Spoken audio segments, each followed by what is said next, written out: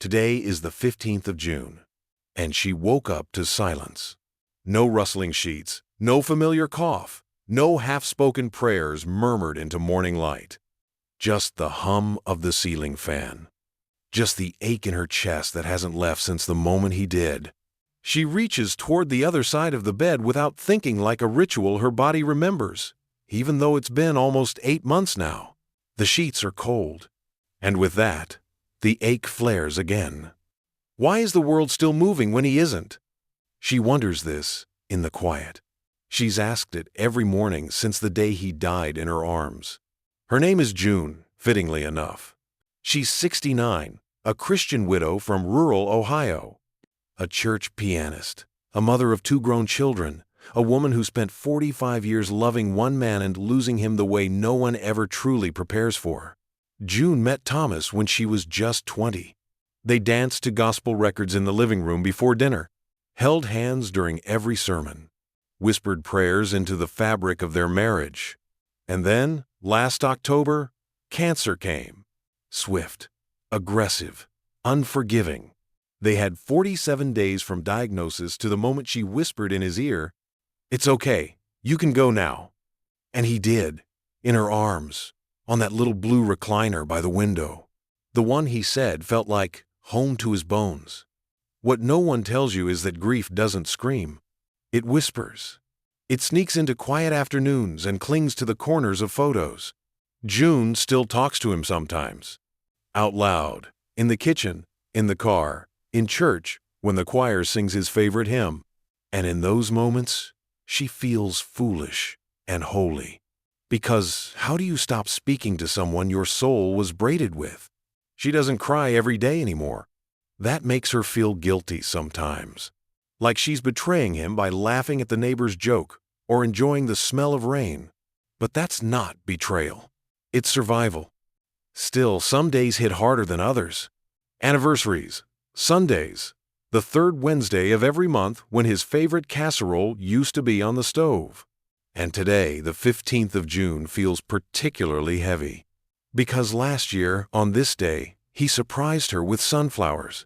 The ones she never expected because roses were too predictable. Now those sunflowers only bloom in memories. But here's the truth heaven needs you to know. This isn't where the story ends. Because even though June's arms are empty, even though the house echoes a little louder now, she is not alone. And neither are you. That night, as the sun dipped low and shadows stretched across the floor, June pulled out her Bible. She didn't know what she was looking for. Maybe comfort, maybe proof, maybe just something to fill the silence. And the page opened to Psalm 34-18. The Lord is close to the brokenhearted and saves those who are crushed in spirit. She pressed her hand against the words like she was trying to feel his heartbeat through the paper. And that's when it happened. Not a vision, not a dream, but a presence, a peace that flooded the room, not warm or loud, but steady, solid, alive. And in that peace, she heard a whisper, "He is with me now, and I am with you." That voice didn't come from memory. It came from somewhere higher. It was Jesus. And in that still moment, June knew Thomas wasn't just gone. He was home. And she wasn't just left. She was held. Jesus began to reveal something sacred to June that night. A process, a path, a divine comfort designed specifically for those who carry this kind of pain. It was not a quick fix, not a cliché. It was a system of spiritual survival, and he called it the threefold presence, a gift he gives to those who have lost someone in the deepest way. In the days to come, he would teach June how to carry the absence with grace, how to see signs that Thomas was closer than she believed, and how to feel joy without guilt. Because when someone you love is with Jesus, it doesn't mean your story is over. It means your chapter is being written in tandem with heaven. The morning after that whisper, June woke up differently. The grief didn't disappear. It never really does. But something had settled in the air of her home, like a weight had shifted. Not lifted entirely, but shared. She made coffee for one, as usual. But instead of sitting in silence, she turned on the radio and played Thomas's favorite hymn. She didn't cry this time. She closed her eyes and whispered, "Thank you for loving him now the way I used to." That sentence wasn't planned. It came out like a breath that had waited weeks to be exhaled. And that's when Jesus whispered again, "You're not loving him less by letting me love him more." It broke something open in her. Because one of grief's cruelest lies is this: if you start living again, you must be forgetting. But that's not how heaven sees it. Jesus taught June this: the people we lose are not erased from our story. They are elevated to a chapter we haven't reached yet. That afternoon, she sat on the porch with her notebook. Not her journal. This was different. She wrote at the top of the page, "The threefold presence," the name Jesus had given her in the quiet. And then, slowly, the system unfolded 3 sacred truths, like anchors for her soul. Presence 1, the presence of memory. Jesus showed her that memory isn't a prison. It's a portal. Every photo, every song, every old sweatshirt she still hadn't thrown away. These weren't relics of what was lost. They were threads still tied to what remains. Jesus whispered, "When you remember through love, not loss, you visit their joy, not just your pain." June had spent months avoiding memories because they hurt too much. Now she welcomed them back as sacred visitors. She began lighting a candle each morning and saying, "Thomas, I remember you in peace, not pain. I remember you in the presence of the one who holds us both." Presence 2, the presence of signs. The next truth came during her evening walk. June didn't expect it. She passed the big oak tree by the church, the one where Thomas carved their initials back in '82. She paused. The wind blew through the branches, and suddenly, a single yellow butterfly danced across her path, circling twice before landing on the tip of her shoe. She gasped. Butterflies were Thomas's favorite sign of spring. They reminded him that resurrection wasn't just a story, it was a promise. She stood there, frozen, and she heard it again. "He is not gone. He is just ahead." From that day on, June began seeing signs everywhere. A hymn on the radio that played just when she needed it.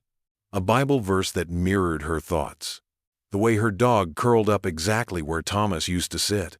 She started writing them down in what she called her Heaven Journal. Not as superstition, but as evidence, because Jesus had made it clear. You do not serve a God of the dead. You serve a God of the living. Luke 20:38.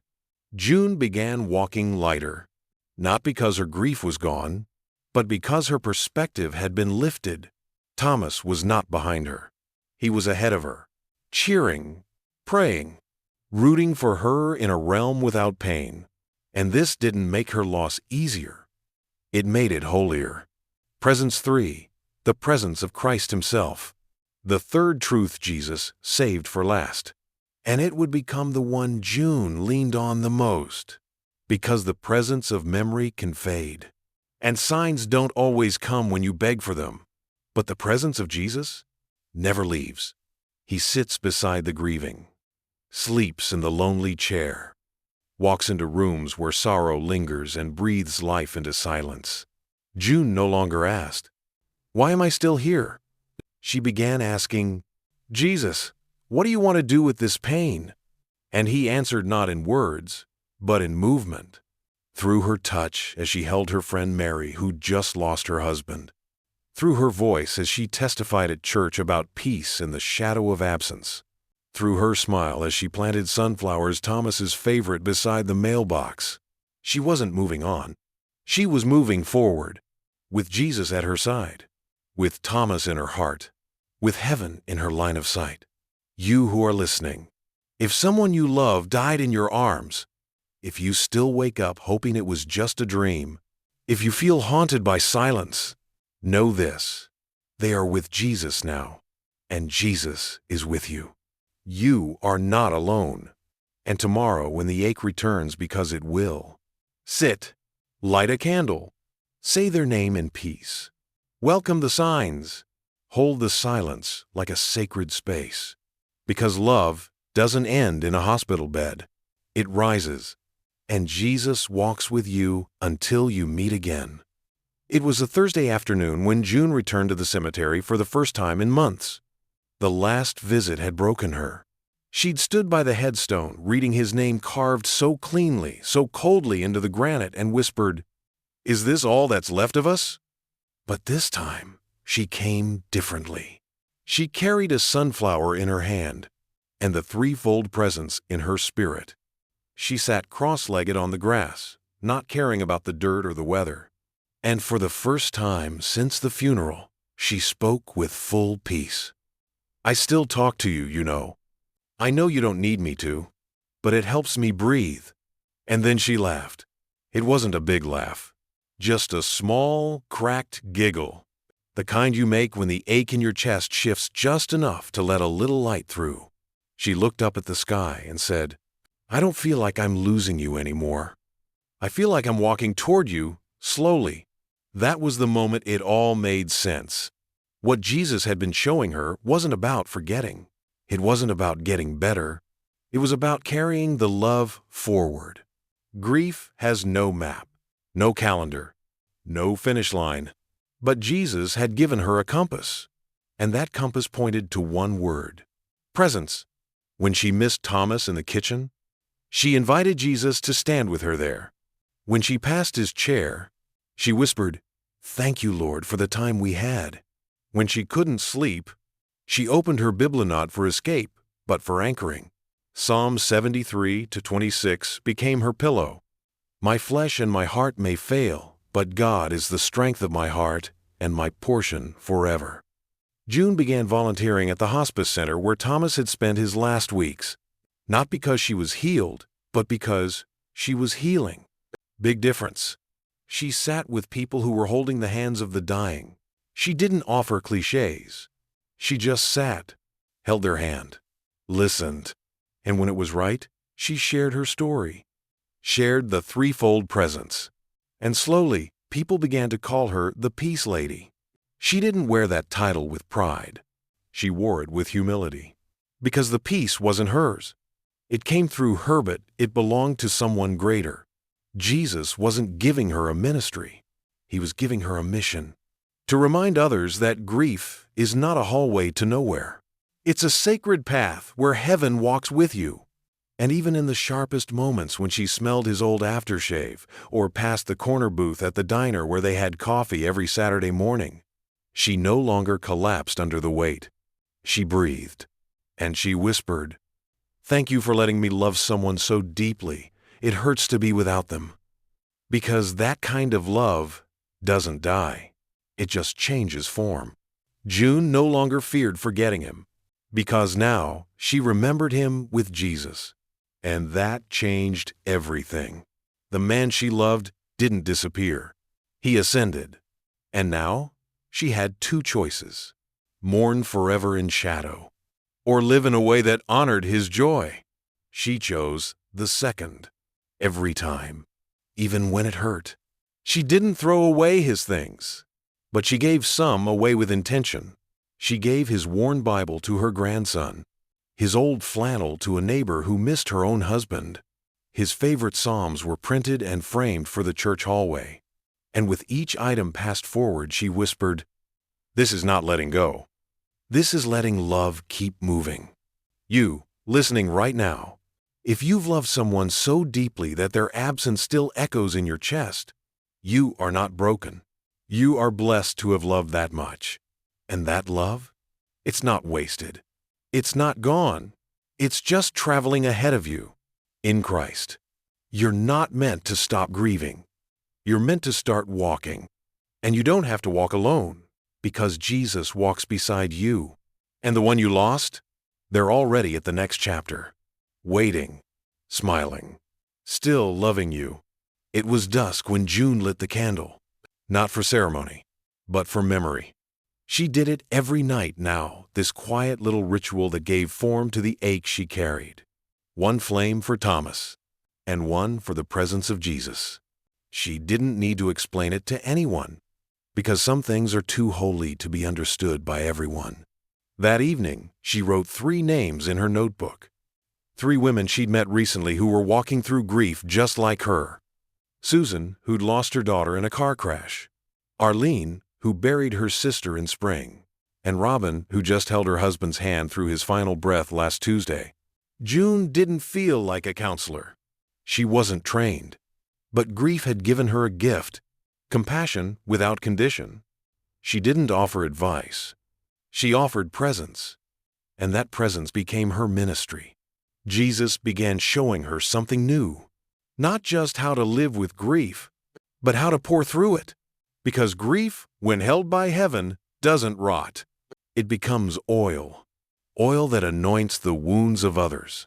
Oil that reminds the broken, "You're not alone." June wrote letters. Not to fix, but to hold. She mailed small cards with scriptures and handwritten notes to women she barely knew. Just one sentence was all it took sometimes. Your tears are noticed by the one who never left. And one day, she received a reply from Susan. Inside was a single sunflower pressed in wax paper and a short note. You don't know this, but sunflowers were my daughter's favorite too. Thank you for reminding me that heaven is still near. June pressed the flower between the pages of her Bible and wept, not out of sorrow, but from confirmation. Jesus wasn't wasting her grief. He was weaving it, threading it through lives, creating something sacred from the sorrow. And that became the fourth layer of the threefold presence. Presence as purpose. June didn't need a platform. She had a porch. She didn't need a following. She had a mailbox, a phone, and a prayer list with names that mattered more than any likes or shares ever could. Each act of remembrance, each candle, each note, each whisper of a name was a seed. And those seeds were growing into something no eye could see. But heaven noticed, and heaven was watering it. The grief still came in waves. It still knocked her breath loose some days. But now she had an anchor. And that anchor wasn't Thomas. It was the Jesus who held them both. And when she needed reminding, she returned to his words. I go to prepare a place for you, that where I am, there you may be also. John 14:3. One afternoon, her grandson asked her why she still talks about Pawpaw like he's alive. She smiled. He is. He just moved into a different part of God's house. The boy tilted his head, thinking, then said, So we'll see him again? She nodded. And until then, she said, we leave lights on. He didn't understand. Not fully. But someday he would. And so will you. If you're walking with an empty seat beside you, if you're carrying memories like stones in your chest, Jesus wants you to hear this. Your love didn't end. It deepened. It stretched into eternity. It wrapped around heaven. It now exists in a realm where no goodbye is final.